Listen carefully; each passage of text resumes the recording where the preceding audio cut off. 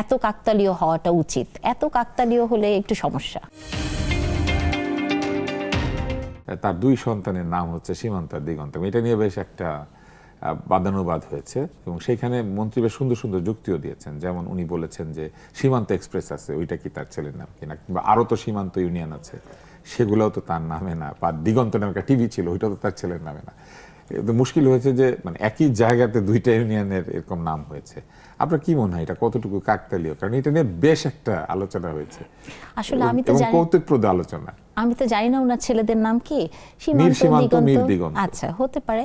তো এটা যেটা আসলে আমি ওই দিকে যেতে চাই না। নামের রাজনীতি তো বাংলাদেশে সবসময় চলে, তাই না? নামের রাজনীতি। তবে আমি এখানে আসলে বলতে চাই যে যেটা আমরা দেখি না কোনটা, দেখি না ওইটা, যে প্রধানমন্ত্রীকে কিন্তু বলা হয়েছিল যে ঢাকা এয়ারপোর্টের নাম চেঞ্জ করার কথা, উনি কিন্তু এটাতে রাজি হন না। আপনার কি মনে হয় ওনার দলের মানুষের ওনার যে স্পিরিট সেটা সবাই ধারণ করতে পারছে? এটা আসলে শুনেন, এত বড় একটা পলিটিক্যাল দলে এটা সম্ভব না যে সবাই সেই স্পিরিটকে ধারণ করবে, এটা আশা করাটাও আমাদের ভুল। আর যেহেতু যারা ক্ষমতাবান, যাদের হাতে ক্ষমতা আছে, তাদের তো উচিত।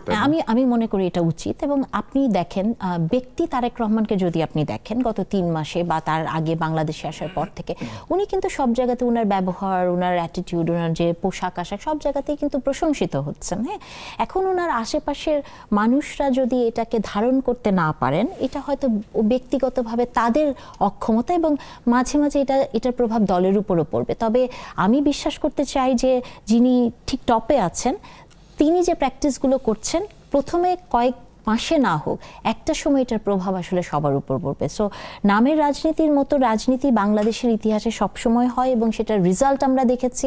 কয়েক বছর পর পর সেই নামগুলো বদলে যায়, ইতিহাস বদলায়। সেই জায়গা থেকে বের হয়ে আমাদের আসতে হবে। এবং আমি মনে করি যে প্রধানমন্ত্রীকে যে প্রপোজালগুলো দেওয়া হয়েছে নাম নিয়ে, সেগুলোতে উনি যেহেতু অপোজ করেছেন, আমার মনে হয় ওনার আশেপাশে যারা আছেন একটু ফলো করা উচিত। এই কাকতালীয় ব্যাপারটা আরো উন্নতি হয়েছে এরকম যে ওখানে আরেকটা ইউনিয়ন হয়েছে, ওটার নাম মীরবাড়ি। ও তাই? হ্যাঁ, যেহেতু মন্ত্রীর নামের উপাধি হচ্ছে মীর, তো মীরবাড়ি নামে একটা ইউনিয়ন হয়েছে, আর মীরবাড়ির দুই ছেলের নামে দুইটা ইউনিয়ন হয়েছে। আসলে এত যদি হয় তাহলে কাকতালীয় না, মানে এত যদি হয় এবং একটা জায়গাতে হয়, তাহলে এটা কাকতালীয় কিনা সেটা নিয়ে আমার একটু সন্দেহ আছে।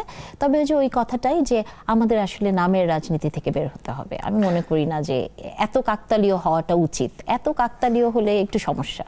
মনে করেন আপনি যে এলাকায় থাকেন, কেউ যে নাম বদল করে দিল খানবাড়ি, মানে এটা তো একটা প্রশ্ন উঠতে পারে। না, ধরেন কোন জায়গায় কিন্তু এরকম হয় না যে একটা গ্রামে কোনো একটা বাড়িকে প্রভাবশালী নামে হয়, আপনার এলাকাটা তো অনেক প্রসিদ্ধ এলাকা। হ্যাঁ, কিন্তু কাগজে কলমে যদি হয়ে যায়, তাহলে এই কাকতালীয় বিষয়গুলো থেকে একটু বের হয়ে যাওয়াটাই আমাদের উচিত। আমি মনে করি না এত কাকতালীয় হওয়া দরকার আছে।